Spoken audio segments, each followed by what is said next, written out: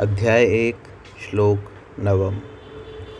अन्ये च बहवः शूरा मदर्थे त्यक्तजीविताः नानाशास्त्रप्रहरणाः सर्वे युद्धविशारदाः। अर्थ: ऐसे अन्य अनेक वीर भी हैं जो मेरे लिए अपना जीवन त्याग करने के लिए उद्धत हैं।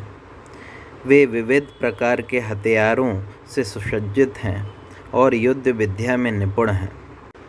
तात्पर्य: जहाँ तक अन्यों का यथा जयद्रथ, कृतवर्मा तथा शल्य का संबंध है, वे सब दुर्योधन के लिए अपने प्राणों की आहुति देने के लिए तैयार रहते थे। दूसरे शब्दों में यह पूर्व निश्चित है कि वे अब पापी दुर्योधन के दल में सम्मिलित होने के कारण कुरुक्षेत्र के युद्ध में मारे जाएंगे।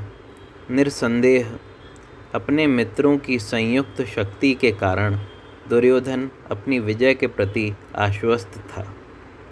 अध्याय 1 श्लोक 10।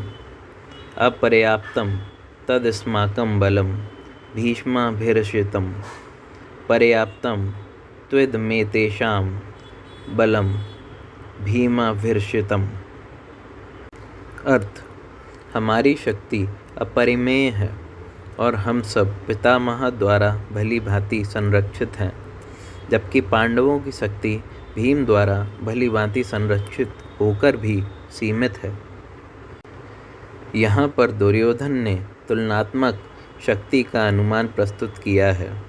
वह सोचता है कि अत्यंत अनुभवी सेना नायक भीष्म पितामह के द्वारा विशेष रूप से संरक्षित होने के कारण उसकी सशस्त्र सेनाओं की शक्ति अपरिमेय है।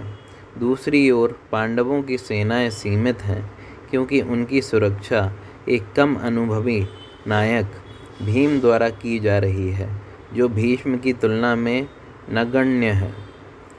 दुर्योधन सदैव भीम से ईर्ष्या करता था, क्योंकि वह जानता था कि यदि उसकी मृत्यु कभी हुई भी तो वह भीम के द्वारा ही होगी, किंतु साथ ही उसे दृढ़ विश्वास था कि भीष्म की उपस्थिति में उसकी विजय निश्चित है, क्योंकि भीष्म कहीं अधिक उत्कृष्ट सेनापति हैं।